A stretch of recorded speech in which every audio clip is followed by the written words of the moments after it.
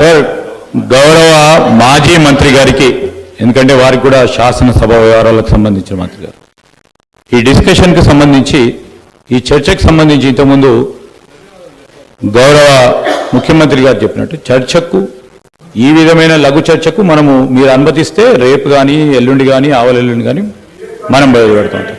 అధ్యక్ష, వారికి నేను ఈ విధంగా మీరు అందరికీ మరి అవకాశం ఇస్తే సమయం సరిపోదు సార్.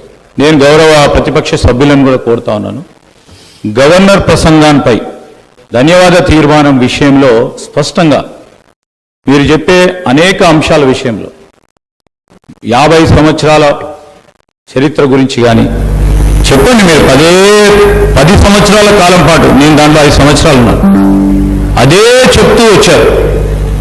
ప్రజలు అందరూ కూడా వింటూ వచ్చారు.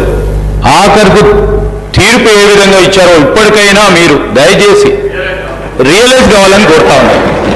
ఇందిరమ్మ రాజ్యం రావాలి. పెద్దలు కేటీఆర్ గారు చెప్పారు ఇందిరమ్మ రాజ్యం అంటే ఏ విధంగా ఉంటుందని. సరే, ప్రజలందరికీ తెలిసి ఈరోజు అందరూ కూడా చదువుకున్నవారు, అందరూ కూడా అవగాహన ఉన్న వ్యక్తులు. అయినా కానీ ఇందిరమ్మ రాజ్యంలోనే సామాజిక న్యాయం జరిగింది, ఇందిరమ్మ రాజ్యంలోనే పేదవారికి న్యాయం జరిగింది, ఇందిరమ్మ రాజ్యంలోనే ఇల్లు వచ్చినాయి, ఇందిరమ్మ రాజ్యంలోనే భూములు వచ్చినాయి, ఇందిరమ్మ రాజ్యంలోనే పోడు భూములు వచ్చినాయి. ఈరోజు ఆ విధమైన మరొక్కసారి ప్రభుత్వం రావాలనే ఆలోచనతోనే తీర్పిచ్చారు కనుక, ఆ క్రమంలో కొత్త ప్రభుత్వం ఏర్పాటైన తర్వాత మీరు ఏదైనా మీ ఆలోచనలు ఇస్తే తప్పకుండా మేము ఒక కన్స్ట్రక్టివ్ క్రిటిసిజం చేయండి, we will try to accept it. కానీ పదే మళ్ళా 50 సంవత్సరాలకు అంతపూర్వకం పెద్దలు హరీష్ రావు గారు చెప్పారు, మేం చేయబట్టి కాంగ్రెస్ పార్టీ అధికారంలోకి వచ్చిందని. మేము 91 మంది ఉన్నాము, 90 మేము ఉన్నాము, మీరున్నది ఎంతమంది? దాని తర్వాత ఎన్ని సీట్లు మీరు నిలబడ్డారో, ఎంతమంది గెలిచారు? దాని తదుపరి జరిగిన 2000 ఎన్నికల్లో ఎంతమంది మీరు నిలబడ్డారో, ఎంతమంది గెలిచారు? ఇవన్నీ కూడా బేరీజ్ చేసుకోవడానికి మరొకసారి ఒక చర్చ పెట్టండి అధ్యక్ష. కానీ నేను దయచేసి గౌరవ సభ్యులందరినీ కూడా కోరుతా ఉన్నాను, ఈరోజు గవర్నర్ గారి ప్రసంగంపై ఈరోజు వారి పేరు తీశారంటే వారు మాట్లాడుతూ అంటారు, వీరి పేరు తీశారంటే వీరు మాట్లాడుతూ అంటారు. దయచేసి నేను గౌరవ శాసనసభాపతి గారిని కోరుతా ఉన్నాను, ధన్యవాద తీర్మానంపై గౌరవ సభ్యులు మాట్లాడితే సభ అర్థవంతంగా ముందుకు సాగే విధంగా మీరందరూ కూడా సహకరించాలని కోరుతా ఉన్నాను. గౌరవ కేటీఆర్ గారు.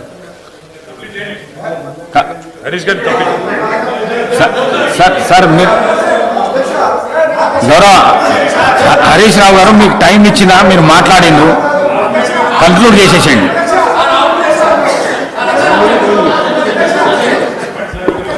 స్పీకర్ సార్, ఇప్పుడు నేను లేవాలని కానీ మాట్లాడాలని అనుకోలేదు.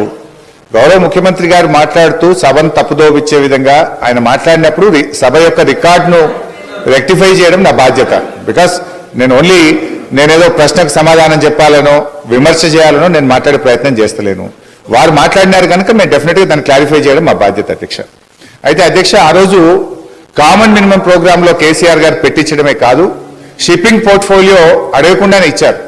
ఆ రోజు డిఎంకే పార్టీ నాకు షిప్పింగ్ పోర్ట్ఫోలియో ఇవ్వకపోతే మేము యూపీఐ నుంచి బయటకు పోతామంటే, నేను మంత్రి పదవి కోసం ఢిల్లీ రాలేదు, నాకు ఈ పోర్ట్ఫోలియో అక్కర్లేదు, వారికి ఇచ్చేయండి, నేను వచ్చింది తెలంగాణ కోసమని షిప్పింగ్ పోర్ట్ఫోలియోను స్వచ్ఛందంగా వదులుకున్నటువంటి చరిత్ర కేసీఆర్ గారిది, టీఆర్ఎస్ పార్టీది అధ్యక్ష. ఈరోజు రేవంత్ రెడ్డి గారు మాట్లాడుతూ మేమేదో పదవులు ఇచ్చామని, పదవులను గడ్డిపోచల్లాగా త్యజించిన చరిత్ర ఈ దేశంలో ఎవరికన్నా ఉందంటే అది కేసీఆర్ కు టీఆర్ఎస్ పార్టీకి ఉంది. త్యాగాల పునాదుల మీద తెలంగాణ తెచ్చిన చరిత్ర ఉంది అధ్యక్ష. అనవసరంగా మేమేదో పదవులు ఇచ్చినామని, మేమేదో పదవుల కోసం పాటలాడినామనేటువంటి విధంగా వారు మాట్లాడొద్దు. ఆ విషయానికి వస్తే రేవంత్ రెడ్డి గారు ఏబీవీపీలో షురు అయిండు, టీఆర్ఎస్ లో పనిచేసిండు, తెలుగుదేశంలో వేయండు, కాంగ్రెస్ లో వేయండు, మరి రేపు ఉంటాడో. పార్టీలు మారిన చరిత్రలు మీకున్నాయి, కానీ మాకు అట్లాంటిది ఏం లేదు అధ్యక్ష. ఇకపోతే మా శ్రీధర్ బాబు గారు లేచి మళ్ళీ నన్ను ఆయన గెలికే ప్రయత్నం చేసిండు, లేకపోతే ఆయన గురించి మాట్లాడాల్సిన అవసరం లేదు అధ్యక్ష. ఆ రోజు ఇదే శాసనసభలో కిరణ్ కుమార్ రెడ్డి గారు ముఖ్యమంత్రిగా ఉన్నప్పుడు నీ తెలంగాణకు నీకు ₹1 అన్నాడు. పేగుల దగ్గర కొట్లాడిందెవరు, పెదవులు మూసిందెవరో కూడా ఈ రాష్ట్ర ప్రజలకు గుర్తున్నది అధ్యక్ష. ఇది ఉన్నది. ఇక్కడ చాలా మంది ఆ రోజు ఉన్న వాళ్ళు కూడా ఇక్కడ ఉన్నారు. ఆ రోజు మేము పేగులు దిగదాకా పోడియంలోకి పోయి కొట్లాడినాము. ఆ రోజు మీరు పెదవులు మూసుకొని మాట్లాడినటువంటి చరిత్ర కూడా కాంగ్రెస్ పార్టీకి ఉంది. అధ్యక్ష, నేను అనేది మాకు ఒప్పుకున్నది అధ్యక్ష. దయచేసి మీరు మా మీద విమర్శలు మాని, ప్రజలు మీకు అధికారం ఇచ్చారు, మీకు అవకాశం ఇచ్చారు. మీరు ప్రజలకిచ్చిన ఆ గ్యారంటీలు ఎలా అమలు చేస్తారో దాని మీద దృష్టి పెట్టే ప్రయత్నం చేయండి.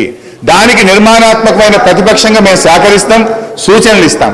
కానీ ఎంతసేపు మీరు మా మీద నెప్పాలు నెట్టో, మా మీద బురదలేటువంటి ప్రయత్నం మాని, ప్రజలకు మీద ఇచ్చిన హామీల అమలు మీద, పరిపాలన మీద దృష్టి పెట్టండి అని మీ ద్వారా వారికి హితవు. గౌరవ కేటీఆర్ గారు. అధ్యక్ష, గౌరవ ముఖ్యమంత్రి గారు మరి ముఖ్యమంత్రి అయిన తర్వాత కొద్దిగా మర్యాదకరంగా మాట్లాడతారేమో అనుకున్నా అధ్యక్ష. కానీ కొన్ని ఊహించలేము అధ్యక్ష, కొన్ని ఊహించలేము. ఎందుకంటే కొంతమందికి అది సాధ్యం కాదు. ఎందుకంటే వారికి అర్థమైంది అధ్యక్ష.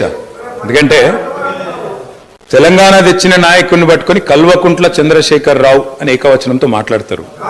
తెలంగాణను వ్యతిరేకించిన వాళ్ళనేమో గారు గారు అని మాట్లాడినప్పుడే అర్థమైంది అధ్యక్ష వారి సంస్కారం ఏందో, వారి పరిజ్ఞానం ఏందో అర్థమైంది అధ్యక్ష. అచ్చోసిన ఆంబోతు, ఇది ఒక ముఖ్యమంత్రి మాట్లాడిన మాట. అచ్చోసిన ఆంబోతు అధ్యక్ష. ఎవరు అధ్యక్ష అచ్చోసిన ఆంబోతు?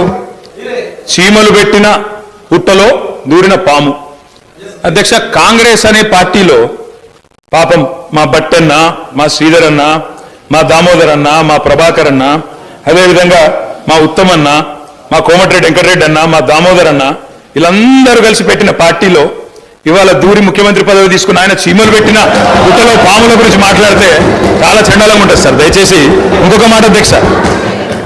ఎన్ఆర్ఐలు నాన్ రిలయబుల్ అన్నారు అధ్యక్ష. ఎన్ఆర్ఐలు నాన్ రిలయబుల్ ఇండియన్స్ అన్నారు.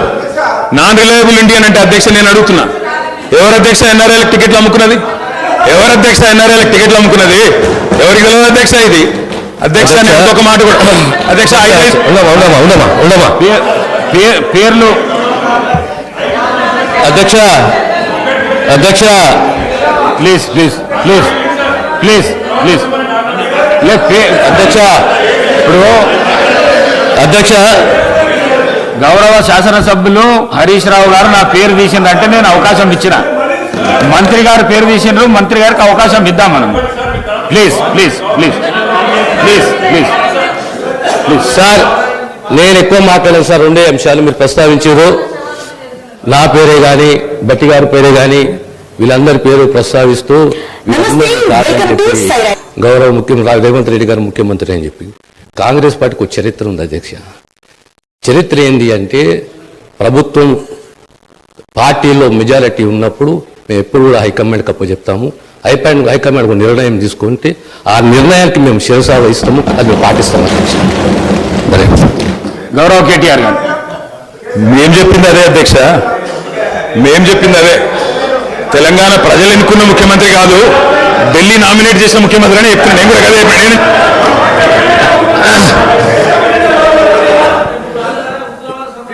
ఒక్క నిమిషం. ఈ సంప్రదాయం అనేది కొత్తది కాదు అధ్యక్ష. తెలంగాణ రాష్ట్ర ప్రజలు కూడా తెలుసు. కాంగ్రెస్ లో ఈ సిస్టమ్